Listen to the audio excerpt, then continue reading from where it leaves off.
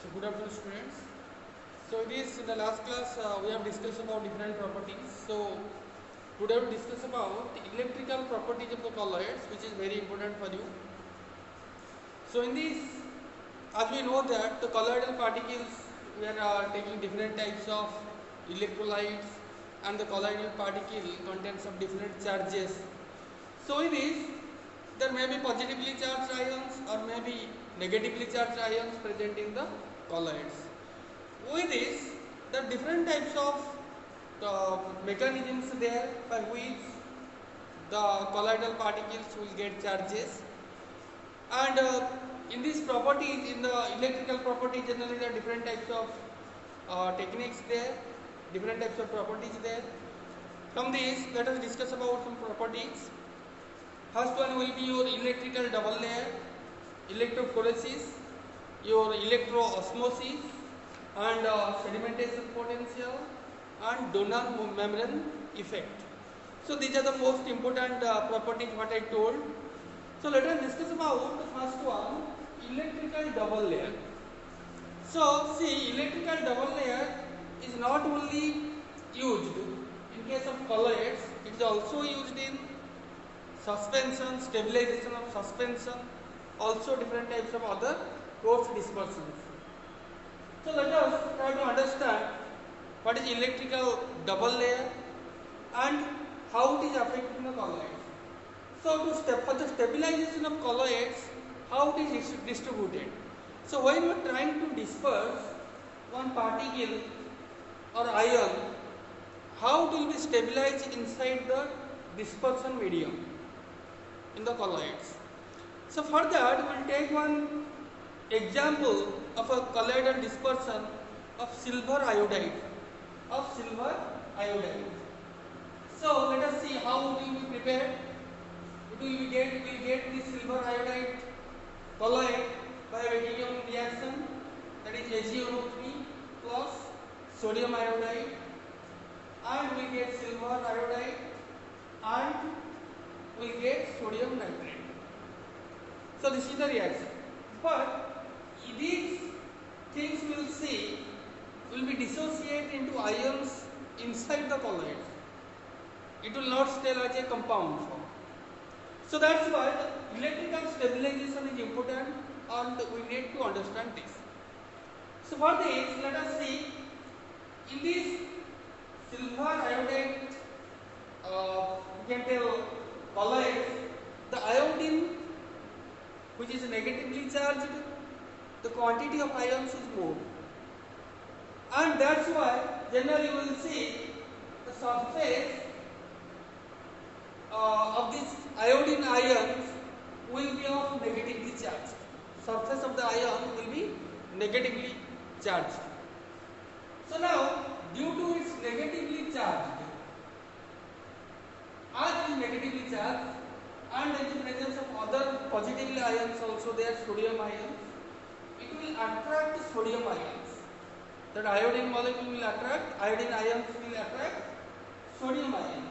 So let us see here sodium ions there, and this is, we can tell it is a particle surface, and sodium ions will be around it, and it will produce one layer, or we can tell this layer is your tightly bound layer. We can tell this one as tightly bound layer, and it is a very stagnant layer. It will be act as a complete surface. It will give as a complete surface of the particle. So now the sodium ions make one tightly bound layer. So that's why we are telling this plane is your shear plane. Why it is shear plane? Because above that surface, shear surface, sodium ions, nitrate ions will be slowly attracted, because here we can see the sodium ion. Sodium ion means it is positively charged, it will attract negatively charged ions. So here we can see nitrates are there, nitrates are your negatively charged ions. It will be attracted by the sodium ions. But the force created by the sodium ions, or we can tell the surface charge zeta potential will be less here. So it will attract less ions. So that's why this layer will be your shear layer. And also this combination, this layer to this layer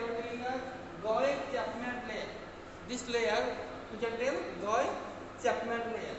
And this region, this layer on the top, we are telling us electrically neutrality layer or electrical neutral layer. That means due to presence of both the ions, the neutral, the complete, we can tell your charge will be a negative and positive, and it will give a neutral region due to presence of both the ions, positive ion and negative ions. Now, this is the layer you can see in the first layer, which we are telling as a tightly bound layer. Here you can tell electrical neutral region layer, two layers you can see, but this layer is not stagnant. This will be moved when we try to move the particle. Then this layer will completely come out, and once when we will keep it stagnant, once again this layer will fall. But this layer, sodium ion layer, what you can see will be tightly bound layer which will move with the surface of iodine. So that's why this is the electrical double layer we can tell, which will be produced and which will stabilize the particular colloid. Now coming to the second one, electrophoresis. Generally, electrophoresis is a technique where we are determining the zeta potential. Zeta potential means it's a surface charge present in the surface. That means if the charge is more, it can able to attract, it can able to repulse from a long distance if zeta potential is more. So like that, in this we are using one particular apparatus in electrophoresis where two electrodes we are placing. In this tube, in a U-shaped tube, we are keeping the sample, colloidal sample, and here we are connecting with two electrodes, positively charged and negatively charged.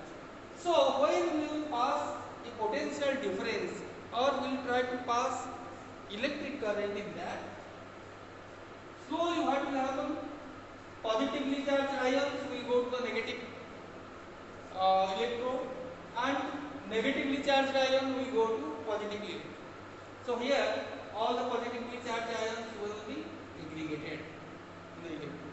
In the left side, which is we are placing positive electrode, which will attract your negatively charged ions. So this is technique known as your electrophoresis, and by using this equation we can find out the zeta potential. So this is the symbol of zeta is equal to V divided by E into 4 pi eta divided by you can tell it is your epsilon into 9 into 10 to the power 4. So it is by using this equation we can find out the zeta potential. So here I am telling the V is known as your velocity of the movement of colloidal particles. Eta means here viscosity, and here we can tell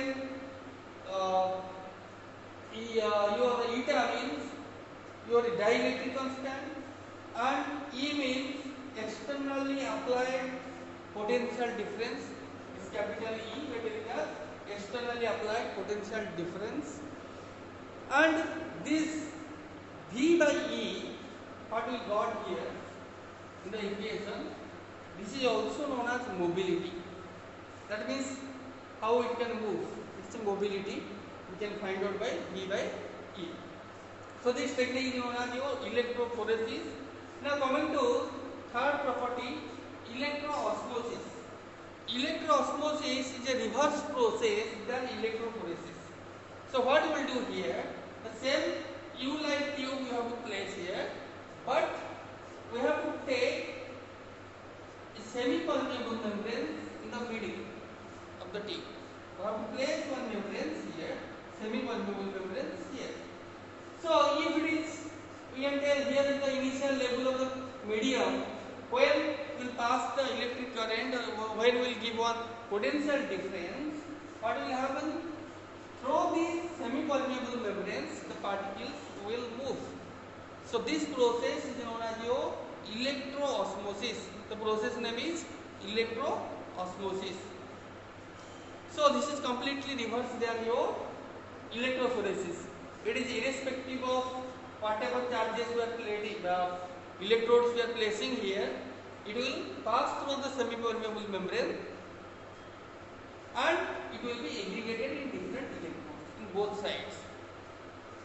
Then coming to another property, that is donor membrane replicate.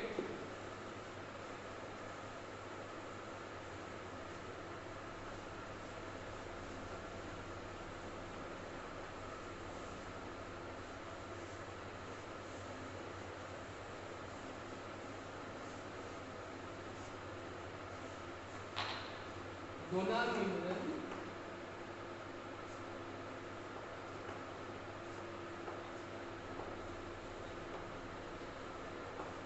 effect. So what is this donor membrane effect? So donor membrane effect means it is nothing but when we are placing a semi-permeable membrane in a colloidal dispersion, what will happen if macromolecules are present in that? If micromolecules are present and due to presence of different ions, that macromolecules will pass through this membrane, and this is will be through semi-permeable membranes, and this type of effect we are calling it as donor effect. And this passage of micromolecules will be due to concentration gradient. Generally, in case of normal semi-permeable membrane, it is not passing, only depends upon concentration gradient because it is not diffusion phenomenon. So semi-permeable membranes means it will pass only some selectively substances which can pass through the semi-permeable membrane. But in case here, the micromolecules can pass through it as per their concentration gradient. But it is due to presence of some ions. So that is your donor effect. That effect is known as donor effect. So in this donor effect, let us slightly describe about what is this donor effect. So let us see, if we place a semi-permeable membrane, we take inside, outside of the membrane. Suppose we take sodium chloride and another substance R, another ion R in the inside, a short line in the I here O. So outside will be only sodium ion and chloride ion. So in the inside 3 ions will be there. One is R, that is your functional group, sodium ion and chloride ion. Outside we keep sodium ion and chloride ion. So inside you will see, in case of equilibrium, you will see that is your sodium concentration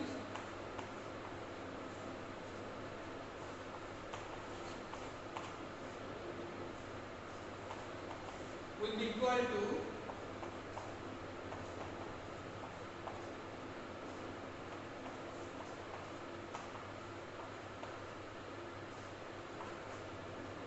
inside concentration. The concentration of both the sodium ion and chloride ion inside and outside will be remain same.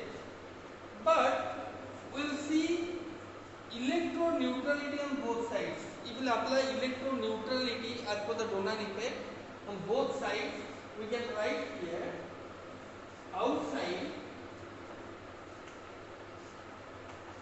we will see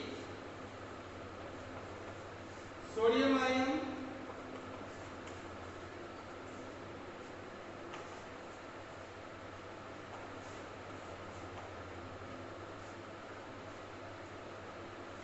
will maintain this concentration, and inside we will see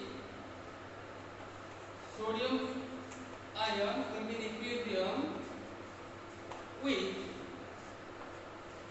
R plus Cl minus. So try to understand this donor effect. Due to presence of another ion, it will promote passage of ions. So this is a Donan effect. So if we try to see in a particular solution, both are will be in equilibrium. Both ions will be in equilibrium. Let us see outside what happening. Sodium and chloride ion will be in equilibrium. Inside what you will see are presence of another ion. It will make equilibrium in different time. Sodium ion is equal to R ion plus chloride ion. So that's why finally what we will get after deriving all the equation, we will get Cl minus divided by Cl minus inside equal to 1 plus R minus divided by Cl minus I.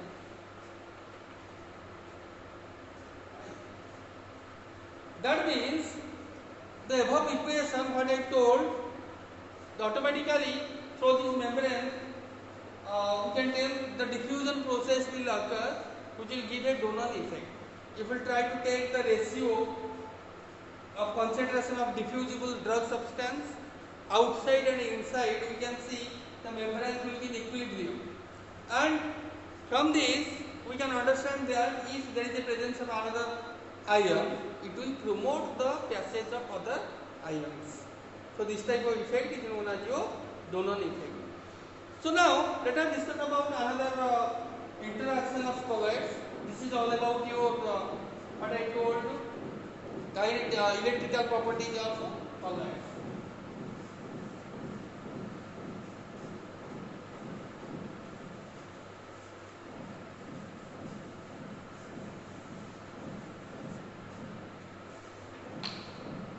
Interaction of colloids.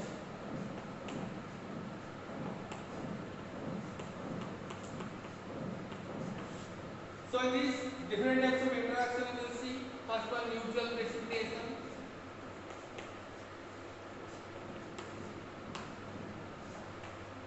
Second one, coarse formation. Third one, sensitization. Fourth one, protection. So different types of effect we will see, interaction we will see in the colloids. So first one will be your mutual precipitation. So mutual precipitation means when two oppositely charged hydrophobic colloids we have added, two opposite, one is positively charged, another one negatively charged, hydrophobic colloid. That means it is not water loving. So it is both hydrophobic colloid when you mix, what will happen? The precipitation will take place. The precipitation will take place and the charges will be neutralized by itself because two other charges of colloids we have added. So this is this type of phenomena we can tell your mutual precipitation where the attractive forces will dominate. Coming to coarse formation, or we are telling as coacervation, or the process name we are telling as coacervation. So in this we have taken two oppositely charged hydrophilic colloids. It's not hydrophobic, hydrophilic colloids when we have added. What will happen? The two layers will be separated. And the two layers having different types of, it will show different types of phenomena. We will take one example. Gelatin, which is having isoelectric point 4.7, which is positively charged. Acacia, which is negatively charged. When two we mix together, acacia and gelatin, one is positive, another one negative. When we mix together, two layers are formed.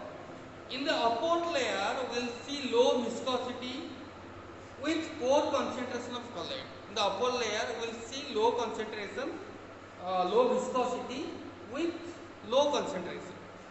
But in the lower layer, we will see high viscosity with high concentration of colloids, high concentration of colloidal materials. So this process is known as coacervation. Then coming to sensitization. Sensitization means due to presence of very small amount of hydrophilic colloid in hydrophobic colloid. When two types of colloid here we are mixing here. One is hydrophobic, another one hydrophilic. So already I told you hydrophilic colloid is very easy to prepare, but hydrophobic colloid it is difficult to prepare. So when there is a presence of very less amount of small amount of hydrophilic colloid in hydrophobic colloid, then what will happen? It will, due to sensitize effect, it will sensitize the stability of hydrophobic colloids, and you can say it will precipitate out. The hydrophobic colloid will precipitate out. And also sometimes you will see the sensitization is due to reduction in zeta potential. You can tell due to reduction in zeta potential, the sensitization will occur. Now coming to last one, protection, or we are telling sometimes as protective colloidal action. Protective colloidal action. In this also, what we are doing, to stabilize a hydrophobic colloid, we are adding a large amount of hydrophilic colloid. To stabilize a hydrophobic colloid, we are adding more amount of hydrophilic colloid. So what will happen? This hydrophilic colloid, if it is a hydrophobic colloid particle, then hydrophilic colloid will absorb on the surface of hydrophobic colloid.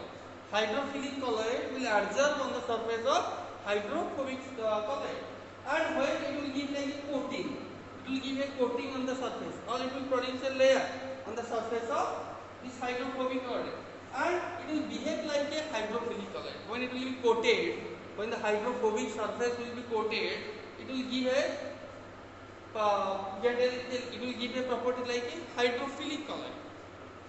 So this type of action by the hydrophilic colloid is, we are telling as protective colloidal action. Protective colloidal action. It will protect the hydrophobic colloids. So these are the all interaction of the colloids. Now coming to stability of colloids.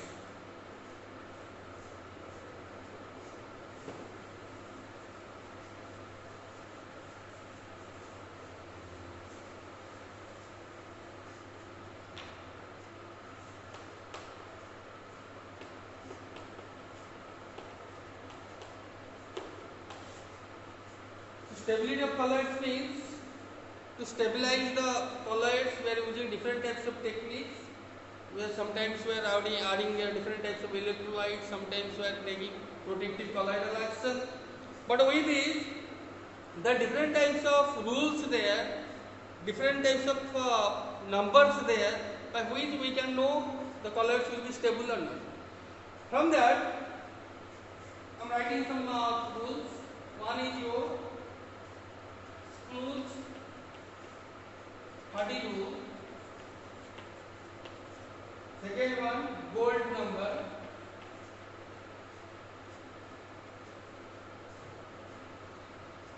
Then DLQ theory. DLQ theory. So Schlüter-Hardy rule means, as per this rule, the coagulation of colloidal dispersion depends upon by addition of electrolytes, which reduce the zeta potential. I told you already, zeta potential is important for the stabilization of any dispersion medium, and for that, if coagulation of colloidal dispersion is occurring, it is due to presence of different electrolytes, and these electrolytes can cause precipitation, and it depends on not only concentration, also depends on valency of the ions.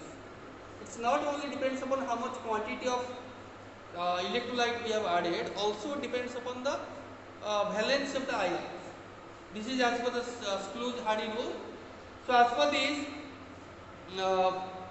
higher the valency ion, greater the precipitation power. If valency is more, then precipitating power is more. And this type of rule is known as your Sclooge-Hardy rule. For example, if you take aluminum ion, which is trivalent, which is more effective than your magnesium sodium ion, which is monovalent or divalent. So like that, different types of other years there, like your phosphate is more effective than sulfate and chloride. Sulfate ion is more effective than sulfate. Phosphate ion is more effective than sulfate and chloride ion because phosphate is trivalent. Like that, another thing is another number is very using gold number. Gold number means it's a measurement to find out protective action of hydrophilic colloids, protective ability of hydrophobic colloids. So in this what will happen? It is defined as the number of milligrams of hydrophilic colloid which added to 10 ml of red gold solution to prevent the change in color from red to violet, and addition of 1 ml of 10% solution of sodium chloride. And this change in color is due to addition change in particle sizes. This change in color from red to violet will occur due to change in particle sizes. So this is known as your gold number. And as for gold number, if gold number is lower, its protection ability is higher. Higher the protection ability if number is low. For example, some of the gold number of protective colloids like gelatin, albumin, acacia, it's having different number. Like your gelatin having 0.01, albumin having 0.1 gold number. Then coming to next one, DLBO theory. DLBO means it's given by, derived by four scientists. This theory is given by four scientists. One is Derjaguin, Landau, Hersey and Overbeek. Four scientists have given the theory.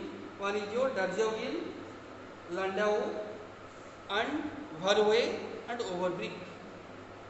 And as per this theory, he has given in the suspension we will describe briefly about this DLBO theory. Then we will take one class for this DLBO theory. I will explain it. But here for the stabilization of what we get in colloids, the DLBO theory also we are applying and depends upon two things. One is repulsive force and attractive force. One is your repulsive force here is electrostatic repulsion and attractive force here is van der Waals force. So that's why the total force will be your dA plus dR.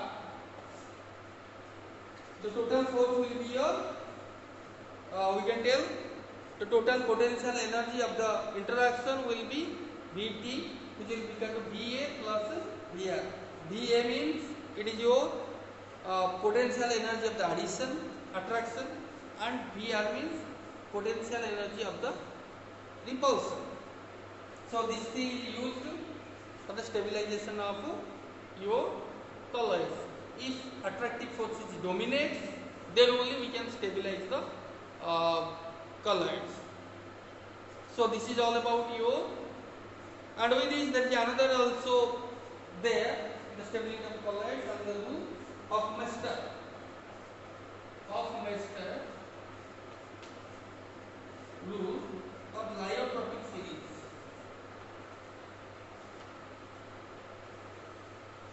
Lyotropic series. So this type of lyotropic series or Hofmeister series we are using for the stabilization of lyophilic and association colloids. So this thing generally when they don't coagulate by addition of electrolytes, if they coagulate by addition of sufficient amount of electrolytes, this type of process is known as salting out. Generally, if you take lyophilic or association colloid, they won't precipitate or salting out. But if you add sufficiently more amount of electrolytes, then it will salting out or precipitate. So for that, we need a more amount of electrolytes. So this type of coagulation power of the electrolyte is given by Hoffmeister. That is particularly for lyophilic colloids. So this is all about your colloids. In the next class, we will start another unit for you. Thank you.